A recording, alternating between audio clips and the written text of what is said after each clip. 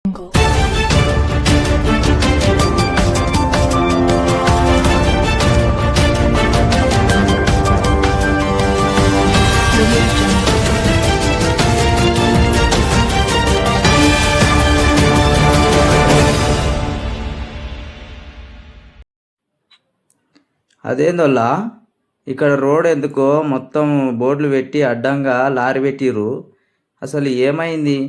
ఈ రోడ్డు గుంట దేవస్థానానికి పోవాలి కదా, గంగపురం గ్రామం శ్రీ లక్ష్మీ చెన్నకేశ్వర స్వామి గుడికి పోవాలంటే ఈ కమాన్ కిందకెళ్ళే పోవాలి. మరి ఎందుకు లారీ అడ్డం పెట్టిర్రు ఏమైందని తెలుసుకోనిక పోతే ఏమైందంటే, లారీ రాత్రి కనిపించిందో లేదో వానికి కానీ ఒక్కసారి వచ్చి లారీ గుద్ది కమాన్ పైన సంచులు ఎక్కువ వేసుకొచ్చిండు. గుద్దేసరికి దాని దాకి మొత్తం ఒరిగిపోయింది. మరి ఇప్పుడు ఏం చేస్తారల్లా? ఈ రోడ్ ఎక్కడనో కనిపిస్తుందా? 167వ రహదారి అయితే కల్వకుర్తి నుంచి జడ్చర్లకు వచ్చే దారి అనమాట ఇది. ఈ దారిలోనే గిట్లా అయ్యింది. మరి దీనికి ఏం చేస్తారులా? మరి కమాను ఒక్కసారిగా గట్ల చేస్తాడు. అదిగో కనిపిస్తుందా 167 నేషనల్ హైవే. అయితే ఇట్లకెళ్ళే ఆయన డ్రైవర్ అనుకున్నాడంట చక్క కమాన్ కిందకెళ్ళి వచ్చి అక్కడ రైట్కి మళ్తే నేను జడ్చర్ల పోదాం అనుకున్నాడంట. కానీ ఇప్పుడు ఏమైందో కానీ పైన సంచులు అన్నీ తాకేసరికి కమాన్ కాస్త మొత్తం ఒరిగిపోయింది, కూలిపోనికి దగ్గర పడ్డది. అయితే ఏళ్ళ తరబడిన ఈ కమాన్ని నీకే దొరికిందారా నాయన కూలగొట్టనికే? నీకెక్కడ రోడే లేకు నాది పోనీకే. మరి చూద్దాం మరి దీని పట్ల అధికారులు ఏం స్పందన ఇస్తారు, ఏమవుతుంది అనేది. మరి లారీ ఓనర్ పైన ఏమైనా చర్యలు తీసుకుంటారా లేదా అనేది మనం కనుక్కుందాం. అయితే గింత లోడ్ వేసుకొని వస్తాడు. చూడు ఒకసారి ఎట్లా అయిందో మొత్తం కమాన్ ఒకేసారిగా సాతల నాటి నుంచి కట్టిన కమాన్ కూలగొడుతుగారా నీ మీద మా నువ్వయ్య. మరి ఏం చేస్తాడో ఏం కథను.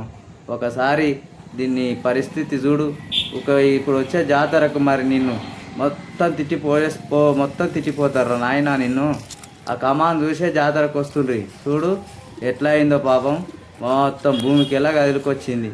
మరి ఇక దాన్ని ఎంత బలంగా గుద్దినవో ఏం కానీ మరి ఏమన్నా నువ్వు రాత్రి ఏమైనా వేసుకున్నావో ఏం చేసినావో ఏం కథనో ఏం అర్థమవుతలేదు. జనాలు మాత్రం నిన్ను ఊకుంటారా నాయన. కమాన్ మళ్ళీ గట్టిస్తారా లేదంటే ఎట్లా చేస్తారా అనేది దాని విషయాన్ని అధికారులకు చెప్తారు. అప్పుడు నీ పని పడతారు. చూడు నాయన కమాను మళ్ళీ తాతల నాటి కమాన్ పోయి మొత్తం నువ్వే కొలగొట్టి ఇప్పుడు జాతర ముంగల్నే కొలగొట్టాలనా? నువ్వు సలగకుండా నువ్వు ఏ మనిషివో ఏం కథనో. మరి లారీ చూడు తక్కువ వేసుకొచ్చి సమాన్.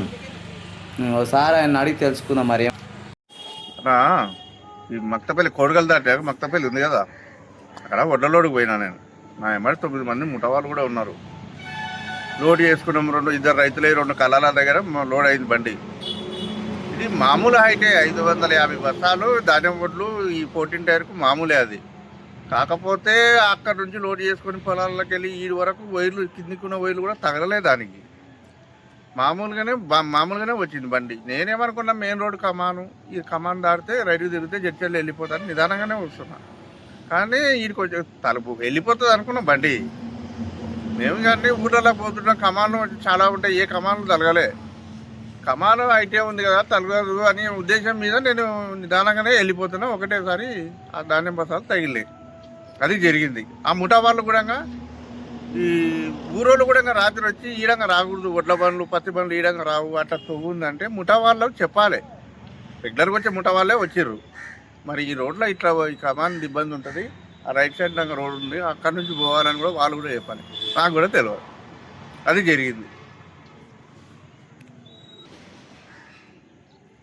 ఇది మెయిన్ రోడ్ మీద ఉంది కమాను, తగలదని అనుకొని పొరపాట్ల ఇంకా చూడకుండా వచ్చేసిన. అది తగిలింది. ఇంకా దానికి రాత్రి మన సిఐ సార్ ఇట్లా వచ్చిండు. మా ఓనర్కి ఫోన్ చేస్తే మా సిఐ సారే మాట్లాడింది మా ఓనర్ తోటి. నువ్వు వస్తారేమో వచ్చి మాట్లాడతారేమో ఊరోళ్ళు మా ఓనర్ ఇట్లా.